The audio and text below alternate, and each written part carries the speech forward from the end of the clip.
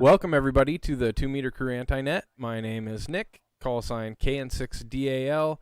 First and foremost, we just want to thank our repeater owners and supporters, the W6VVR repeater and the Vaca Valley Radio Club. the Freestar Network for the use of their repeaters and digital connections. And a big thanks to Mike, WG5EEK, and Greg, KN6KIE, for their continued networking efforts. Currently, the W6VVR repeater is still down, but we are working diligently to get the connection back up to that so that we can stream across the repeater again.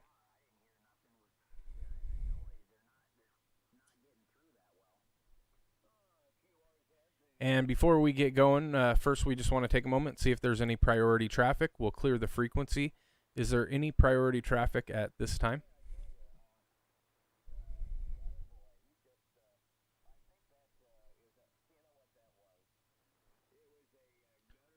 All right. The 2 Meter Crew is not an actual club. We're just a group of hams that are learning and enjoying all things ham related.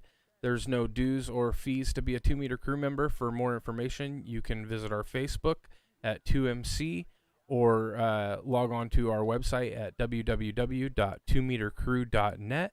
And feel free to join our Discord group. You can get a link to that in the description on YouTube.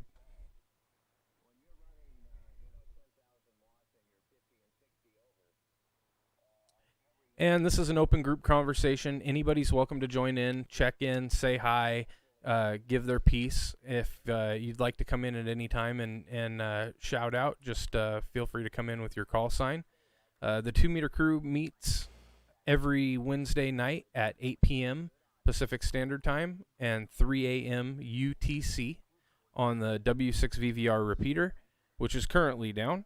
We also have an Echo link under normal circumstances. Tonight, the Echo link is down as well, which is W6VVR-R.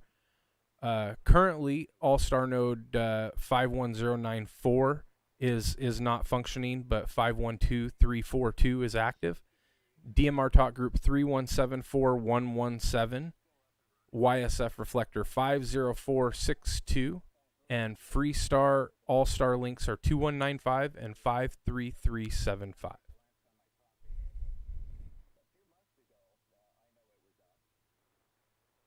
And last but not least, the Anti-Net's also being live streamed right here at Northwest Ham Shack. Please like and subscribe. We're getting awfully close to 300 subscribers. I think we're 2 away. See if we can hit that tonight. Before we get rolling, do we have any stations that have never checked in with us before, or new operators who are have just gotten their license? Feel free to come on in now with your call sign and tell us a little bit about yourself. Hey, 50462 is working well tonight. Look at that. Good evening. This is N6IMY, November 6th, India Mike Yankee. Who? That's Mike. That's Mike, N6IMY, friend of mine. Oh. N6IMY. Good evening, and thanks for checking in with us tonight. Are you new to amateur radio, or is this just your first check-in tonight?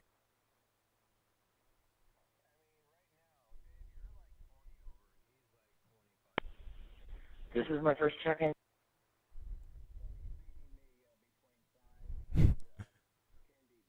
All right. Well, thanks for coming in and saying hi. We appreciate it. Any other stations out there want to check in? He lives down the street from me. Good friend of mine. Kid you play kickball with? No. All right. All right. Before we get into tonight's topic, I have to apologize. I completely forgot last week, I should say, with all of the different connection problems we were having, to answer the trivia question. And last week's trivia question was, what year was the 20-meter band adopted into ham radio? And it was first made available to ham radio operators in 1924. So if you guessed 1924, you win. I don't know what you win, but you win. And tonight's topic, or tonight's trivia question, is in the USA, CB radio was created in 1958. In what year did the CB operator population first outnumber the hams? So the question again is, CB radio came into effect in 1958. What year did CB operators outnumber ham radio operators? And I just want to make a point that these trivia questions are brought to you by Chris, N6CMB. He was a huge trivia question guy. He always did our trivia question nights, and so we thought it would be fun, just kind of in his honor, since he went silent key, that we would bring these trivia questions back. So if there's anybody in the YouTube chat that wants to comment on the trivia question, you're more than welcome to do that. Or if anybody wants to come in over the air, I'll read it one more time. It's CB radio was created in the U.S. in 1958. What year did CB operators population first outnumber hams? A, 1959, B, 1963, C, 1966, or D, 1972. Anybody out there on the radio want to take a stab at it?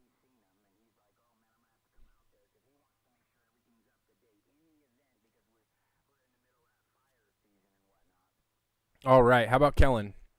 A, B, C, D.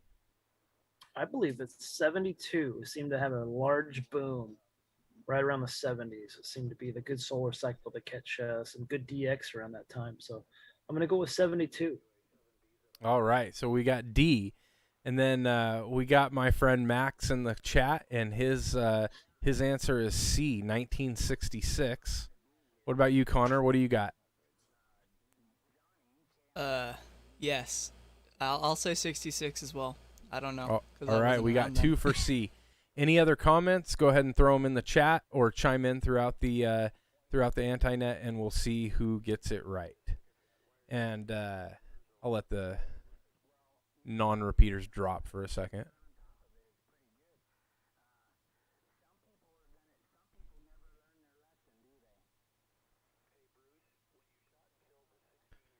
All right, so on to our topic. I know there's a lot of people, at least for me, when I first got involved in ham radio, I didn't have a whole lot of background experience in radio communications at all, with exception of maybe some two-way handy talkies, up in the hills, or a CB radio when I was younger in my truck. But there was a lot of lingo that took place on the repeaters and stuff that I just didn't understand, and so I had to look a lot of it up. So my hope is that anybody that comes across this, we can Rick guessed 1972, Smokey and the Bandit time.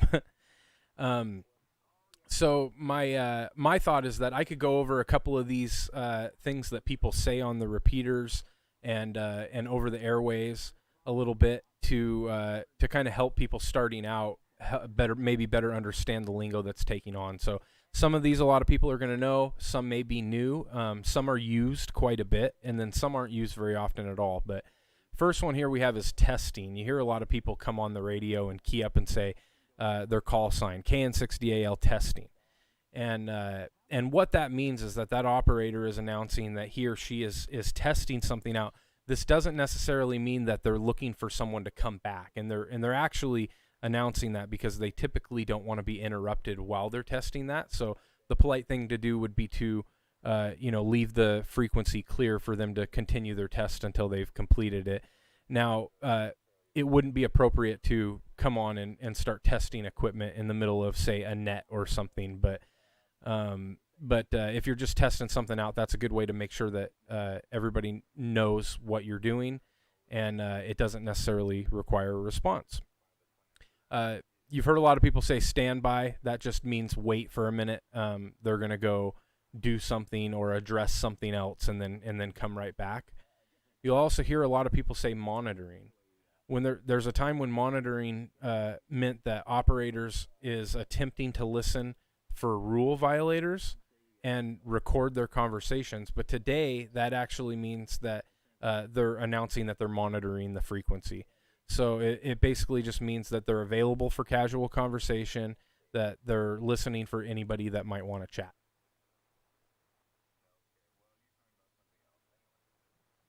And you hear a lot of people say reset. That's mainly on repeaters. And the reason for that is because repeaters have a timeout timer. And they do that to prevent if somebody, sits on their key in their vehicle or hits their PTT by accident and continues to stay keyed up. That's designed to eliminate that. And so if one operator is holding his PTT down too long, the repeater will time out, and it'll cause the repeater to reboot as a precaution so that it's not stuck in transmit mode. To prevent the repeater from timing out, it's always wise to release your PTT every so often. The normal timeout timer is 3 minutes. Some repeaters are much longer than that, and some repeaters are much shorter than that. That's entirely up to the repeater owner. It's not required that you say anything, but a lot of people do just say, let me reset, and then they'll drop their PTT, and then they'll key back up after the repeater resets.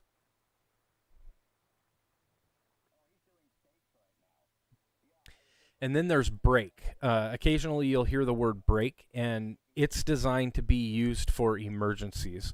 When an operator says the word break, it means attention everybody, I have an emergency or priority traffic that I want to share. The word was once commonly used, especially on HF, to break into a conversation, and a lot of hams still use it that way out of habit. So if you hear the term, they're not always announcing an emergency.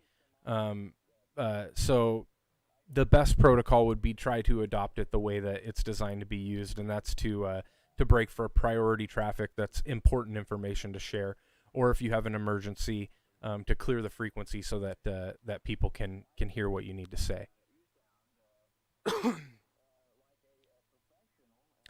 All right, and then the last two on this section is picket fencing and doubling.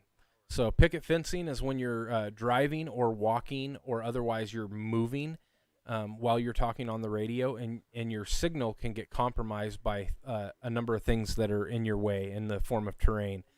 Sometimes people listening can tell that you're moving or driving because they hear like a fluttery sound in the background, and they'll call that picket fencing. And so that's just a common term that's used. And that was one of the things that I didn't have any idea what it was until I looked it up when I was told that I was picket fencing while I was driving down the road. And then a double is when you transmit the same time another operator transmits. This happens especially on FM, which is what we typically use for nets, and a lot of repeaters are on.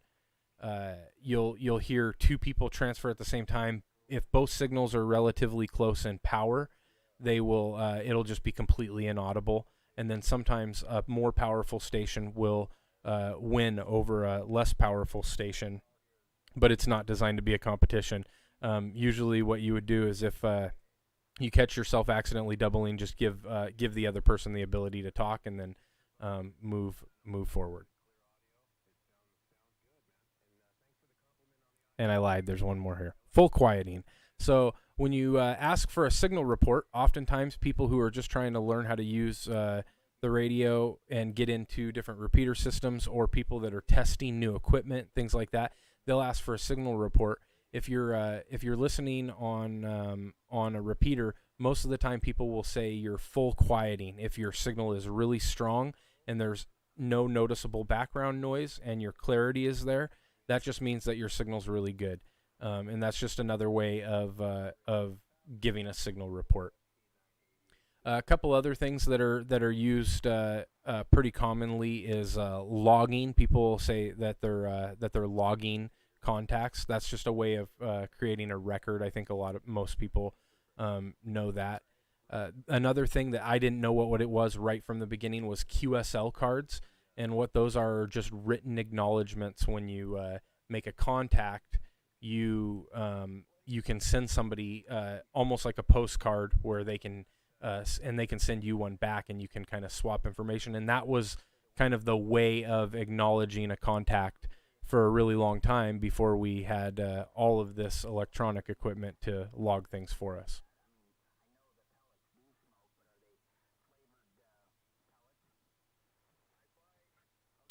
This one's kind of funny. Shack. A room where amateur radio operator has his radio. You know, when I first got on repeaters and I heard shack, I didn't know what the heck they were talking about. But it's simply that. It's just where your equipment's being stored and where you're operating from, and that's all there is to that. A couple other ones that commonly get used is XYL or YL. They actually have two different meanings. XYL means wife, and YL means young lady. More commonly, people will refer to YL as just a female operator, and out of respect, we'll just say it's essentially a young lady operator. At the end of transmissions, you'll hear 7-3 all the time, and that's just a way of saying best wishes, goodbye, however you want to say it. And then occasionally you'll hear 88s, and that means loves and kisses.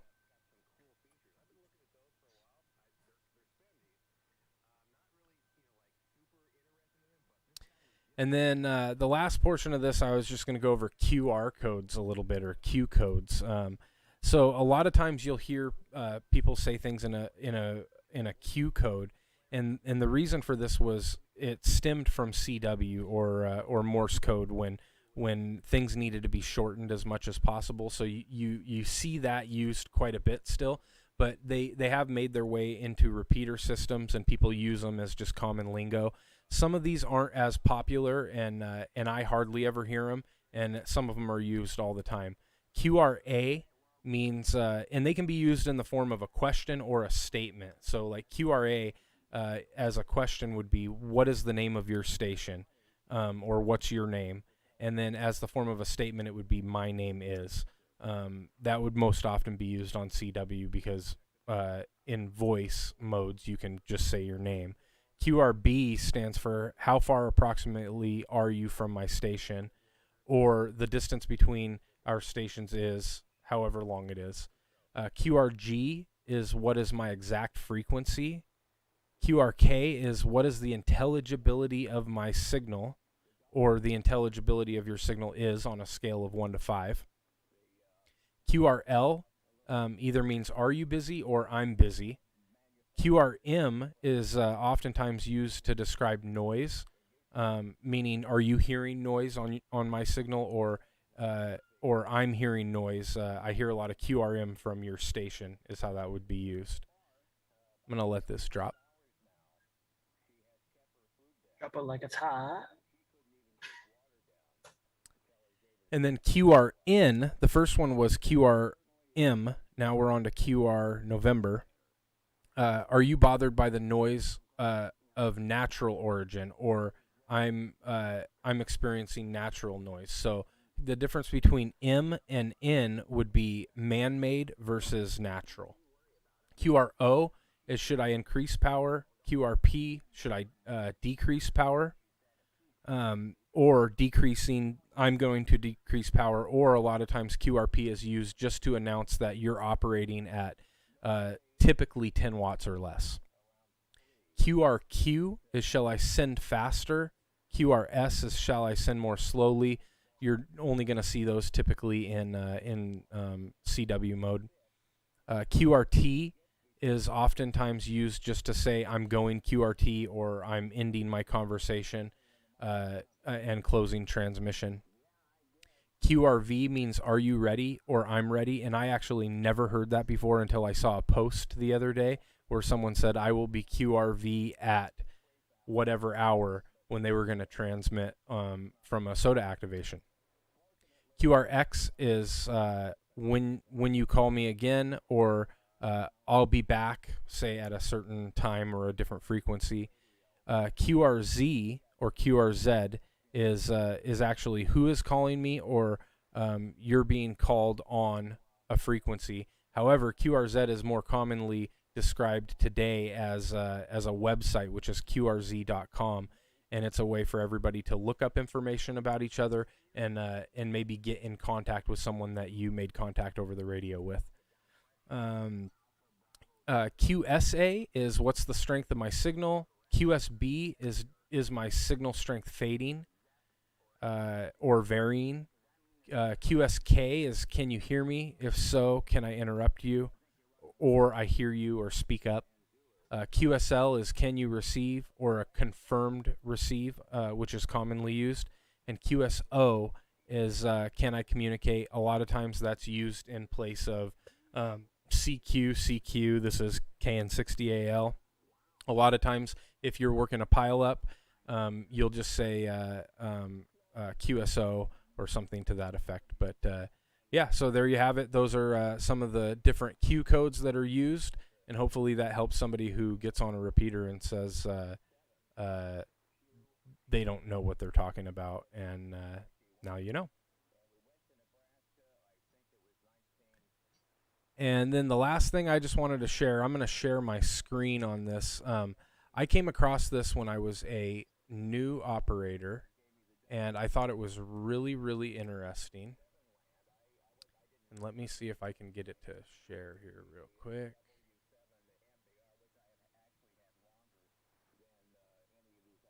All right. Can everybody see that there? Can you guys still see that? Yep. Okay. All right. KN6DAL for ID. This is called the 333 radio plan, and nobody ever really brought this to my attention, but I had just kind of come across it, and it seemed like it made a lot of sense. So I'm gonna let this drop really quick, and I'll kind of go over the plan.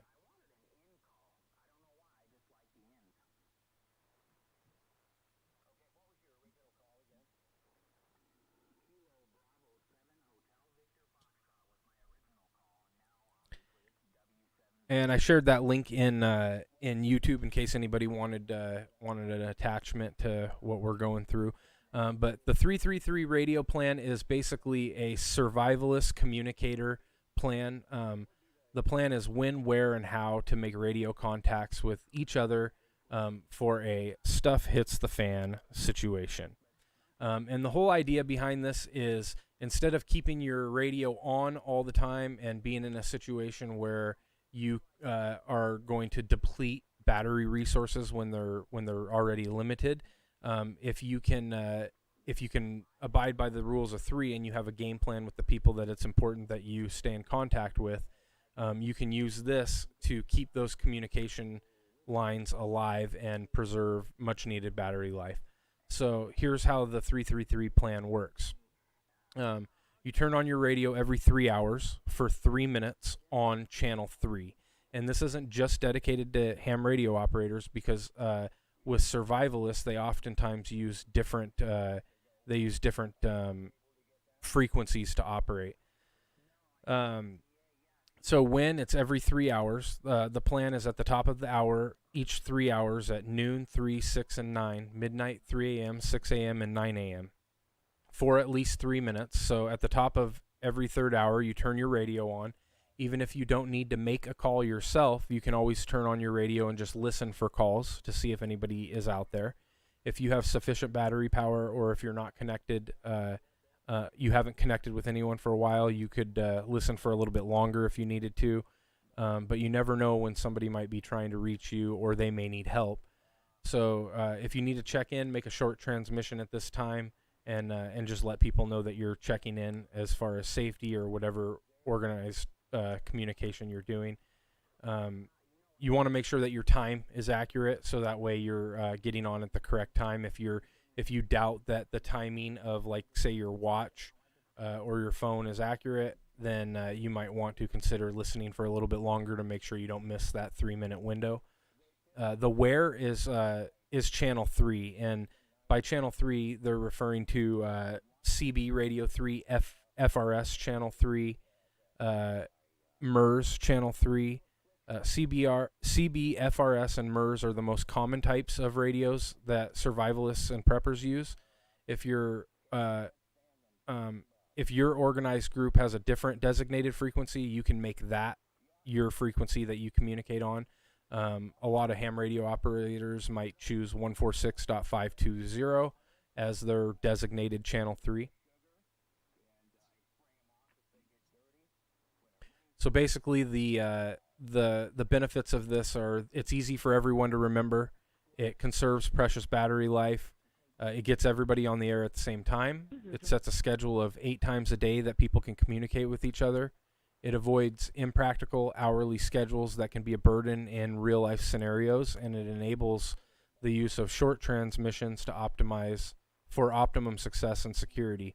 3 hours between contacts is enough time to rest in a survival situation, and a person can walk about 8 miles in 3 hours. So the practical distance limit of a handheld radio over average terrain is about 8 miles. So that gives you the benefits of the plan.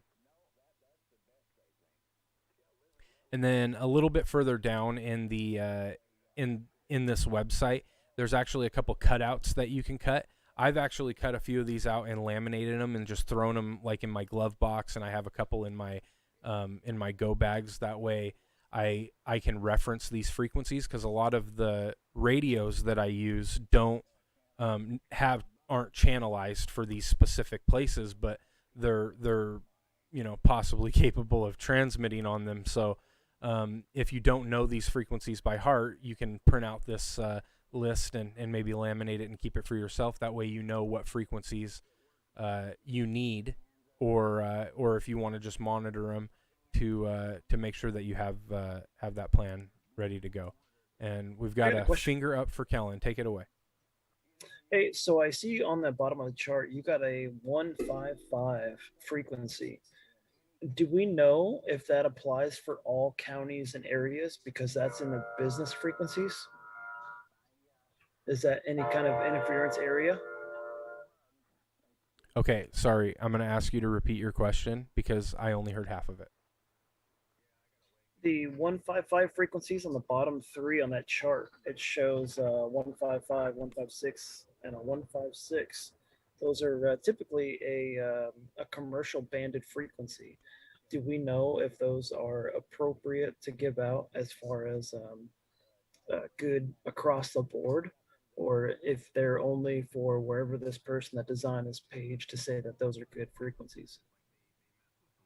Yeah, no, that's a good point. The Northwest Ham Shack and the 2 Meter Crew hold no liability in terms of I'm just, KN6DAL. I just know that no, you're absolutely you absolutely make a good point, and we should share this. So some of these frequencies, if one, these should be monitored in a listen only scenario. Most of these frequencies here are designed to be used for emergencies. Now, you will see that, like, for ham radio operators, there's 146520. That's a commonly used frequency that if you have an amateur radio license, you can utilize that. But there are ones that, like, are utilized for search and rescue, boater prep. I don't know much about that frequency, but my guess would be if you don't know, or you don't know if you have the license to operate on these, then just use them to monitor. And it's just something that might be good to have programmed into your radio. Now, I know that CB 9 and 3 are designed to be emergency use only, but I don't know to what extent they're used now. I've known that 9 was an emergency frequency for a long time, but I don't know how much traffic is utilized on a normal basis. I would just use your wits about you, and if you don't know if you're okay to transmit on these, GMRS, you need a GMRS license to transmit with a certain amount of power, and then FRS is say that again. I was just saying, unless it's an emergency, then you're liable to give any frequency possible. Yeah, absolutely, and that's a great point. I'm gonna let this drop really quick. If it's an emergency, all bets are off. The most important thing is whatever you can do to help with that emergency. You are legally and morally, in my opinion, I guess, obligated to respond by any means necessary. And I've run into emergency situations. I know a lot of close friends. We were actually just talking about it a little bit on Discord, where we've used amateur radio to help people and to help with emergency situations. And there was just a published article in the Sacramento Bee about it.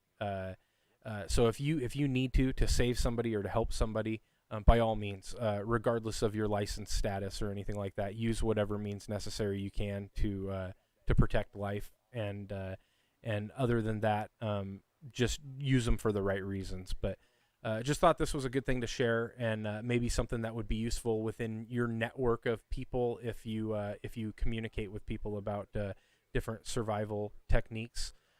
There's also a kind of a long form page that you can print here if you wanted to shrink it down and save it, which has the whole plan listed out, and then gives you all of those frequencies again. So anybody out there have any questions or comments on that? This is KN6DAL. Back to anybody that wants to chime in.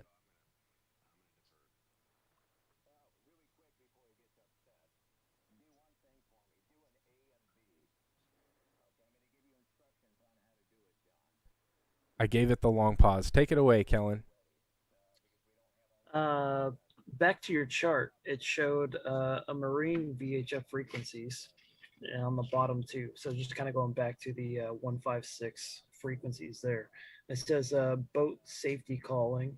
Yes. I don't know. Does that say that it's a channel 16? Because there is no channel 72. And when I took my boater's course, that's now required for California. I don't recall anything specified about certain radio frequencies. That's a I do good have point. a marine radio, but there is no. I think it's channel 9. It's pretty much straight across the board, if I remember correctly. I'm probably wrong about that, but there is nothing. I mean, there's marine stations, but I think there's only 16, and I think only one is mainly used, and I think that's channel 9. Yeah, so channel 16 is it's used in our area, and I know that it's used along coastal waters. The Coast Guard monitors channel 16. Typically, all of your water-bound sheriff's departments will monitor VHF channel 16, and it's reserved for emergency use. So you don't want to use it unless you absolutely need to. But you can bet that if you're on a big body of water, like a large lake or an outlet to the ocean or something like that, that if there is a police or a rescue boat or something in there, I guarantee you they have channel 16 VHF marine band, and they're monitoring it.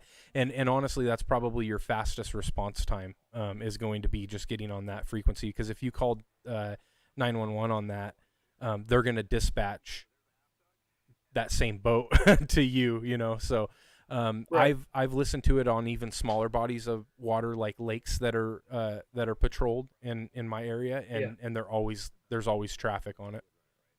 And I know in certain spots of the Delta here in California that there's a lot of bridges, and those bridges all have designated channels, I believe, that talk to the bridge controller. So if you're around those specified areas and you want to be able to talk to somebody fairly quickly, I mean, those bridges are operated 24/7 by a person of hand.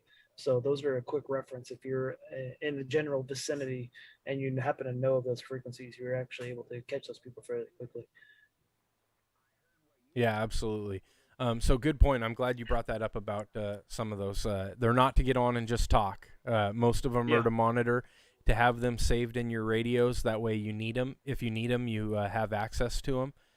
Channel 16 is very useful to use if you're doing any kind of marine mobile, marine portable operations.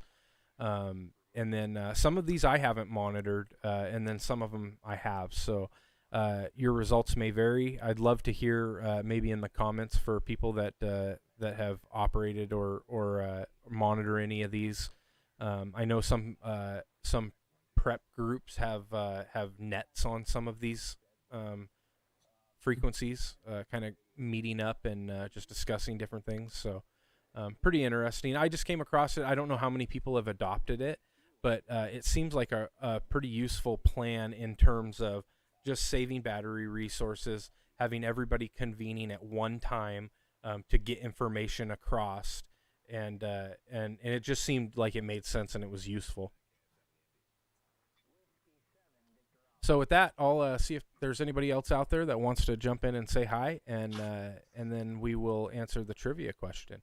So anybody out there on any digital modes want to come in and comment on the topics?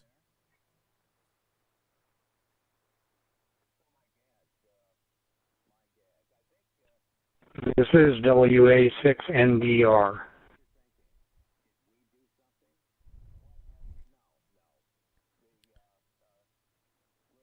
All right, I think that was you, Rick. I hear you loud and clear. Sounds like you're probably coming in through YSF tonight. How you doing?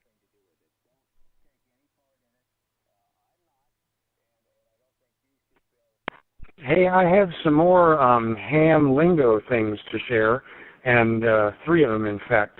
So lid is a poor operator, and let's see, woof hong let's see, I looked these up while we were on here. Woofhong is a fictional tool used to punish amateur radio operators who demonstrate poor operating practices. And legend has it that the Woofhong was invented by Hiram Percy Maxim, founder of the ARRL, shortly after World War I. And the last one is an important one, ham. If you look up the origin of the word ham, there's lots of theories, but one of them is that it came from, in the early, 1901, 1908, there was FCC regulation and such. The Harvard Amateur Radio Club had 3 members, Hyman, Almy, and Murray, and they used to identify their station as the Hyman, Almy, Murray station, and they shortened it to ALMU, and then cut it down to just HAM. And so that was one of the prominent amateur stations, and that's where the word ham came from. I've heard other theories, but that one looks like the best one. So that's lid, woofhong, and ham. Back to you. All right, that's awesome. Thanks, Rick. And I did get your email on the other trivia question. I'm gonna save it for once we have the repeater back up and running, because that has killed some of the cross traffic, because a lot of people like to listen in through the repeater systems. So we'll save that for when we have a little bit more voice traffic.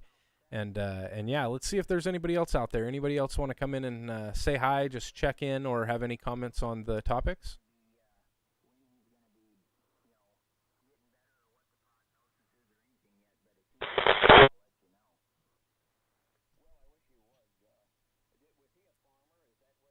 They tried.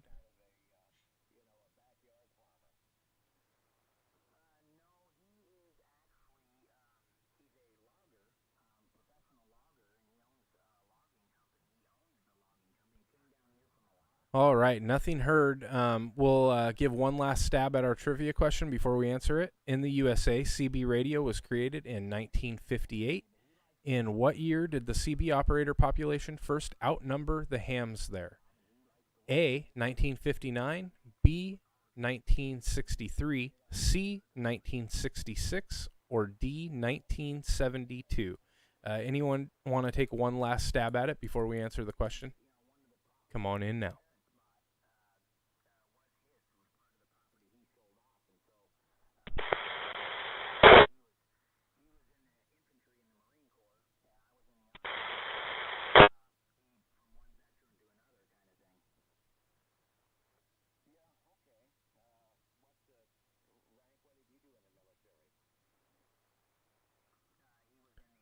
All right, I left a little bit of room there. There was a station that it seemed like was trying to key up, but you didn't make it in. So, all right, let's answer the question, and then we'll move over to our Zoom chat. And anybody that wants to join in, I'll drop a link in just a minute into YouTube, and you're welcome to join in and hang out with us for a little bit tonight before we shut her down.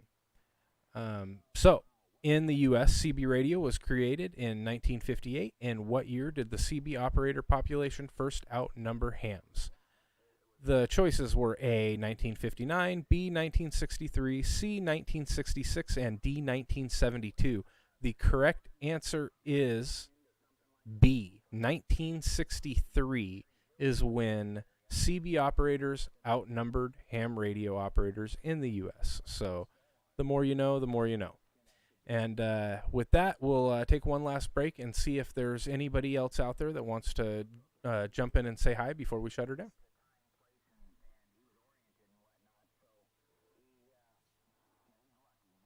We need a little raise hand emoji for Kellen. KN6DAL for ID to KN6ETB. Take it away.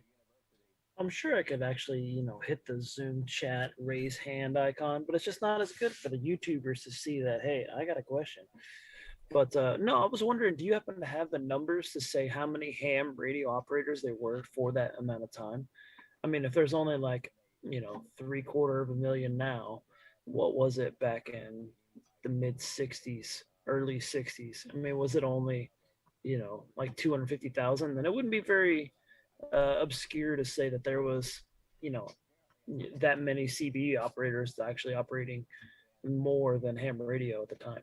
Right. No, that's a good point. So I don't have that information offhand, but I do know that it's accessible. And What kind of show host doesn't have that kind of information I ready? know I should have all this information. I should just. I'm gonna shut it down. This is miserable. No. So I'm pretty sure it's available through the ARRL. Because I remember looking up statistics on ham radio operator numbers just in general, and I feel like they had a history of that. So I'll do a little bit a little bit of digging and see if I can find that, because yeah, you're right. It doesn't see it. Our growth in numbers has grown over time, but our percentage per population has definitely seen a decline, and Yeah. and so that is, I guess, and this is a whole nother topic, but that's one of the reasons why I am pro making the test easier. And there's a lot of people out there that say, I remember back when I had to test and be able to do a certain number of words per minute in CW, Right. and have different proficiencies. And yes, I think that that's a great part of the hobby, and I'm trying to learn it myself. However, if we wait too long and make it too hard and there's nobody to talk to, then how much fun is learning that going to be, right? So we need to adapt. I mean, that's what turned me on, is no CW requirement. Yeah. I mean, that's what got me into it. And now that I have it, and now that I have my license and my general, it's like I want to get my extra, but now I'm wanting to learn CW to talk to some of the old timers and and stuff like that. So and look at how many people. Another thing to be like, hey, it's another avenue to ham radio that I'm not forced to do. I'm willing to choose and study for the course. Yeah, but all those people that say, I had to do it this way, I was forced to learn CW, ask how many of them don't operate in CW. You know what I mean? So would you rather have a person say, hey, I want to learn about this, and then you become proficient in it, and then you're excited about operating in that mode, versus the person that had to learn how to do it 500 years ago, and then now they don't even touch a CW paddle because they don't want to try to reteach themselves, right? So I don't find know. Most of the people that are still operating CW are old military guys, where they were very proficient at it for several years, and that's what they're they can talk really well with it that way. Yeah. But I haven't found a ham radio operator that really got into ham radio and only uses CW as their way of method of talking. Yeah. Just to pass the test. It's always been some sort of a background where they had to use it. Right. But now here's the thing. CW, there's a lot of people that think it's a old, outdated mode. You are wrong. Wrong. Just go on the HF bands and listen sometimes when you think that you can't hear anybody. Ridiculous. It's out of control. And there's some people that are just good, like really good. I finally, I had to break down, and I didn't want to do it this way, but I had to break down and get put a decoder software on, because I just wanted to hear what they had to say sometimes, and they were going so fast I didn't even stand a chance handwriting it out.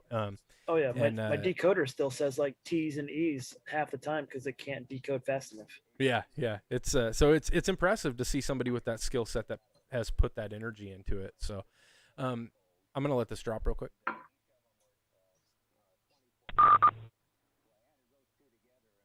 That sounded like a repeater on Freestar. That was on Freestar. I think I might have timed out a repeater on Freestar. Sorry, Freestar. All right, this is KN6DAL. We're going to turn all the repeaters and digital modes back to their normal operation, and we will be on Zoom hanging out. Anybody that wants to join is welcome. And if we don't see you tonight, hopefully we see you next week. Thank you so much for coming out, and 7-3. How many folks are on the tube tonight? It's pretty low count tonight. We get a lot of people that go back and watch, interestingly enough. That's me. I'm a commuter, so I actually anything I miss, I actually do the replay on my way to work. All right. So we had let's see if I can go.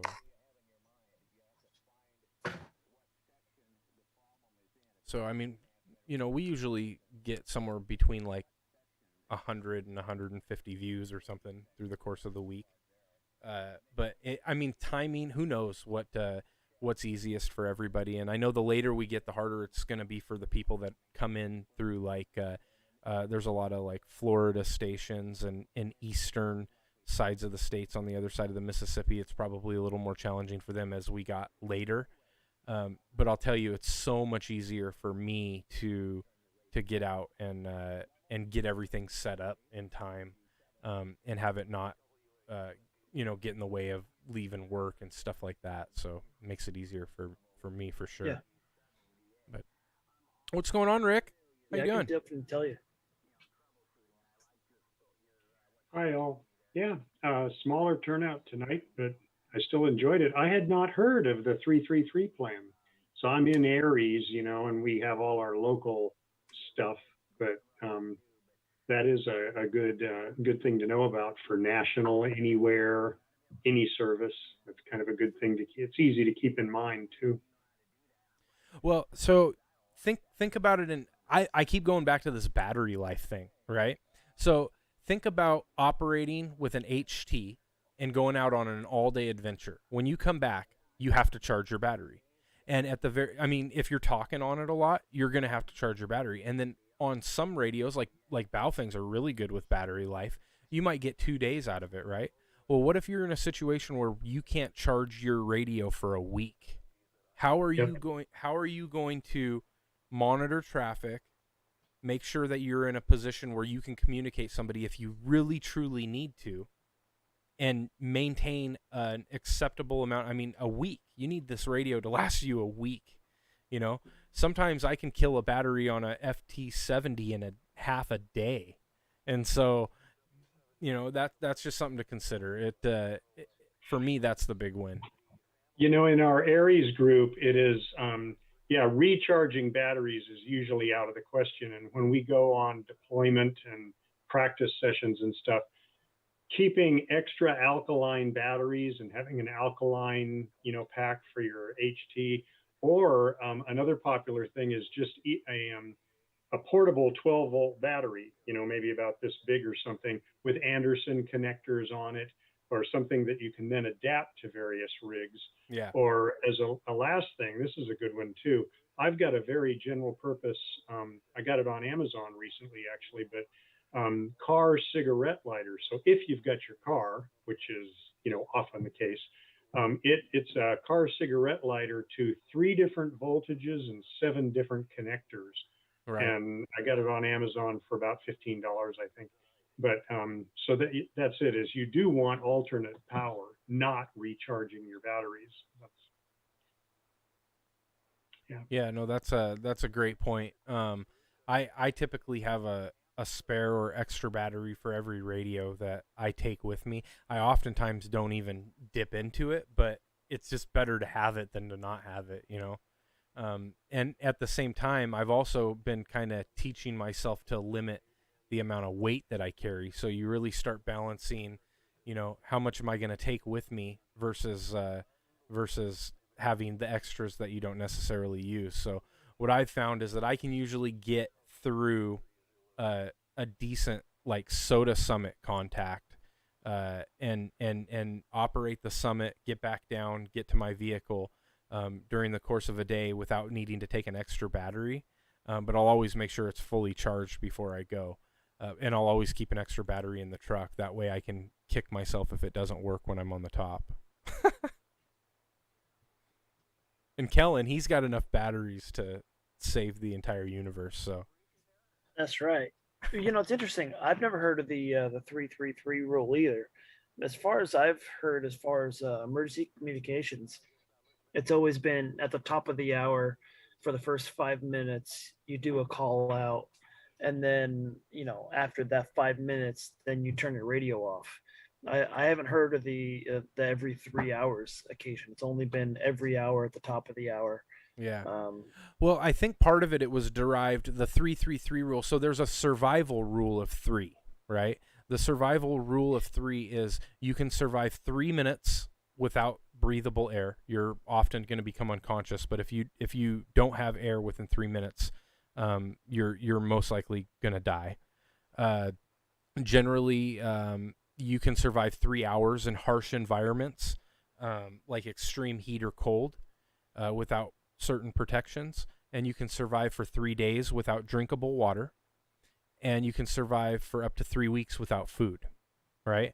Obviously, those numbers are contingent on a number of different factors, but that's been a pretty common kind of survivalist understanding is those rules of three. So I think this 3-3-3 plan kind of spurred from that, and in an effort to maybe make it easier to wrap your head around.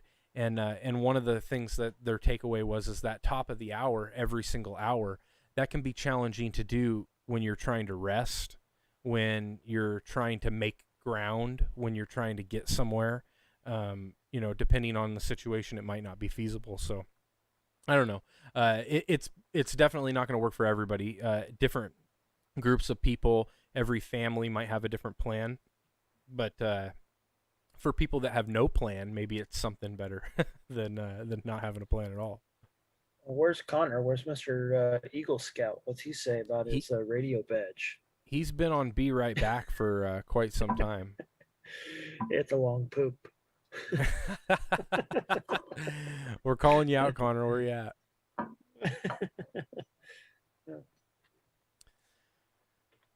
So yeah, I thought that was kind of cool. Talking about batteries, I'm actually getting ready to replace all my lead acids with LiFePo 4 batteries. Yeah. On my server rack, and since Kevin left, I acquired a TKR 850, which is a UHF repeater. So hopefully I can attempt to figure out, all you computer lingo on how to attempt to link that to the VVR and do something special that way.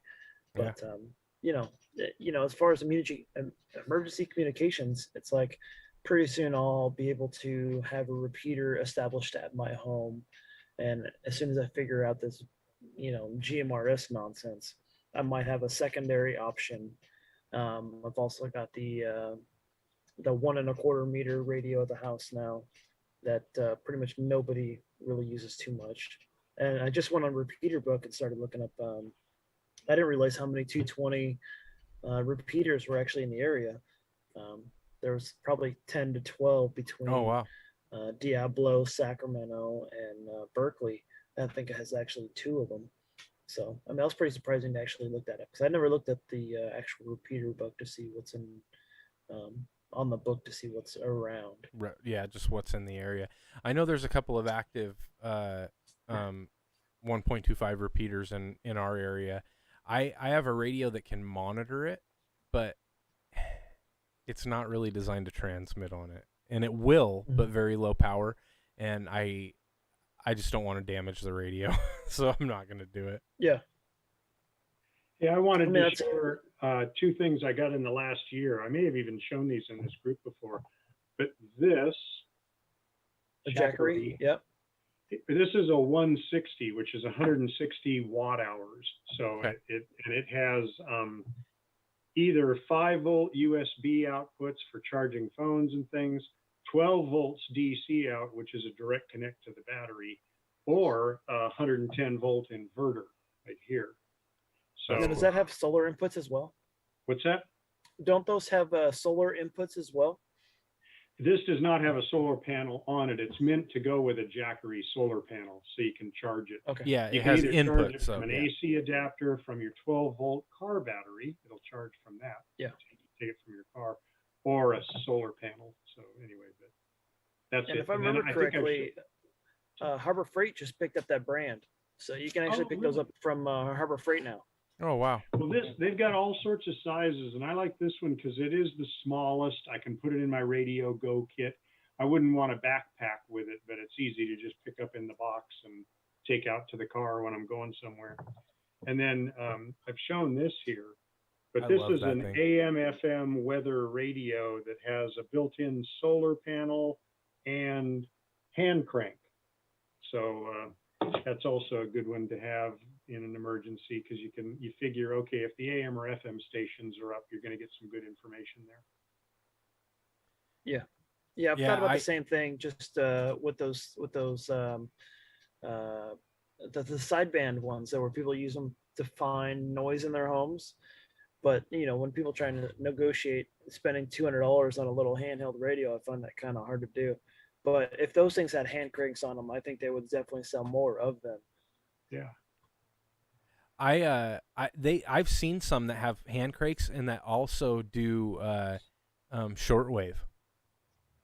That can also monitor shortwave. I think they're a little bit bigger than the one that you just showed, but you can hand crank them. They operate shortwave, and I want to say they're $50 or something like that on Amazon. Oh wow.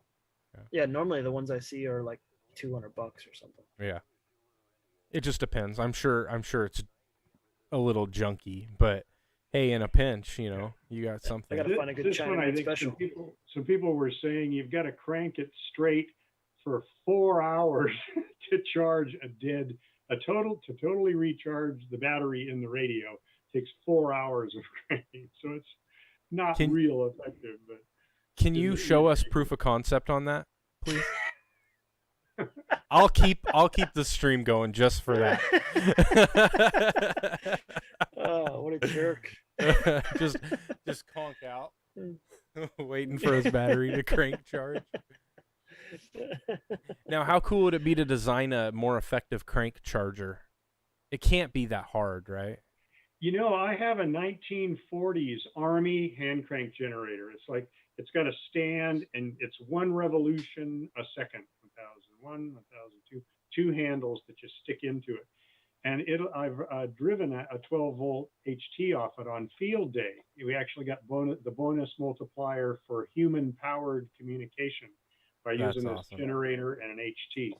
And but it is old, clunky, extremely heavy. I mean, if a guy's carrying this, he's not carrying much else.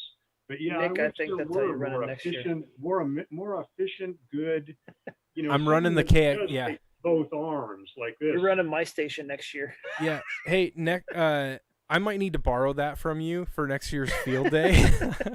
You should totally bring that on. I'd love to see that. That's cool. How big is it? Down in the basement in storage. Oh, it's kind of hard to dig out. Yeah. Well, you have a year, so.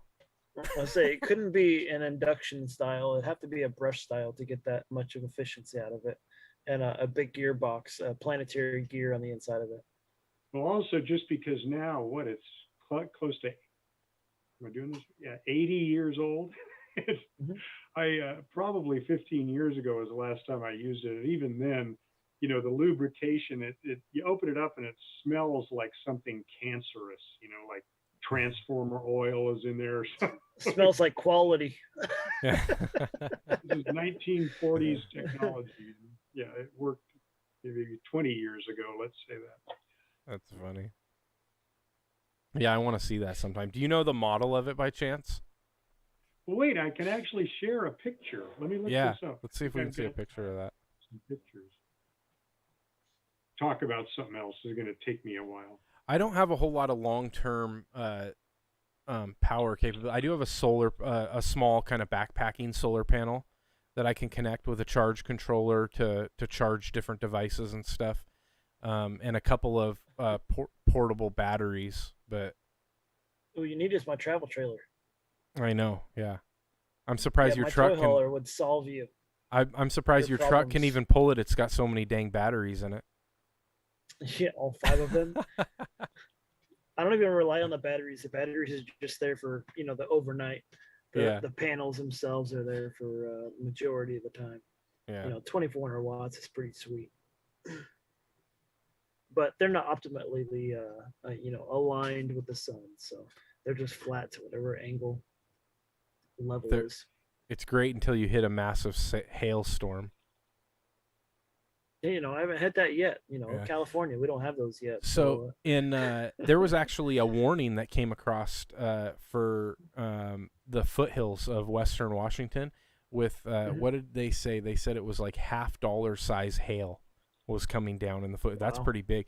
And then in Colorado, so I went to Colorado 5 or 6 years ago, and I was driving by. I went there for work, so I went there and I was helping another store open up, a brand new store, and I was seeing all these cars come in, and like every 4th or 5th car had just golf ball size Huge holes, holes. all completely totaled car with perfect glass, driving, no issues with the glass, just all coming in. And Huge and, holes. and I started asking him, like, what is the deal with all of these cars that are just trash?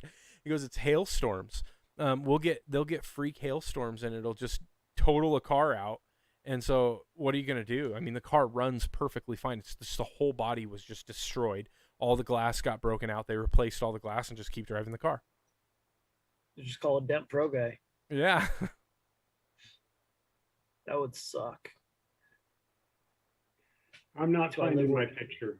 That's okay. Maybe one of these other weeks we'll send it. Email it to me if you find it. I'm just curious what that thing looks like. Connor probably has seen them before. We were talking about. I took an image once I had it apart. There's the instructions on the inside of the case with a schematic, and I know I scanned that, but I'm not finding it.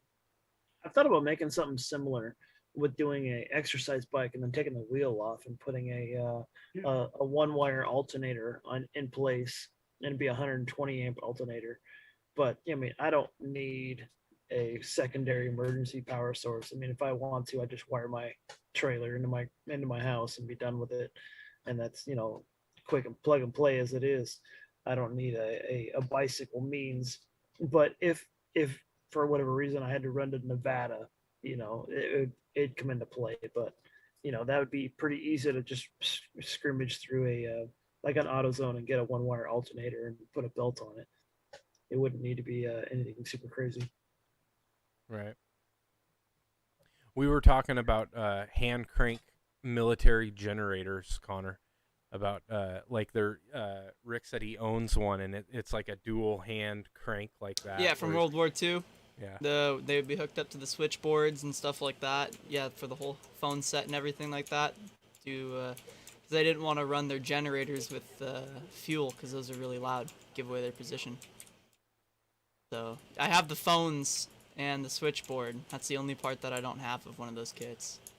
I wonder who the poor sucker that got in trouble that had to run that hand. It was crank. always two people. One person would run the switchboard and the other one would run the hand crank, but they would only run the hand crank during what do you call that? Like times where they need to be quiet or stealthy or whatever.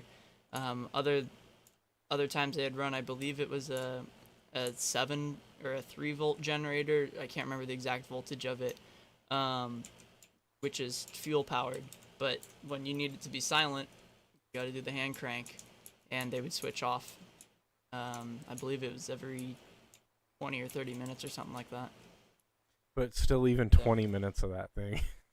It's a workout, yeah. Yeah. So, Kellen, you leaving? Yes, sir. I gotta put my kids to bed. So yeah, I I'm think gonna it's say 7.3s. No 88s for any of you, but I will say 7.3s. Oh, come to all on of now. you. Wow. No hugs What a and kisses loser. tonight. But, Well, I think yeah, I think it's say, probably a see good you time to later. shut it down. It's already just past 9 o'clock, so we'll Yeah. call it. We'll see everybody next week, and hopefully we can get the repeater back up and going. I know that they ordered the parts that they need. It's all because the All-Star is not linked to it, and if not, we'll have to I think we might be able to come up with a sort of quick contingency plan for the time being. We'll figure something out. I know Connor can oftentimes hit it because he's got a pretty good beam, but Yeah. we'll see what we If you can need do. a better one, I'll put my big one up. You want to send it to me for a few weeks? Just test We'll it. set up the node here at my house and just point it there. Just Beta Kellen's test it. beta test the big wang. In town. Yeah. All right, Oh, YouTube. Jesus. We'll see you all next week. Thanks for joining in. 7-3. We'll see y'all.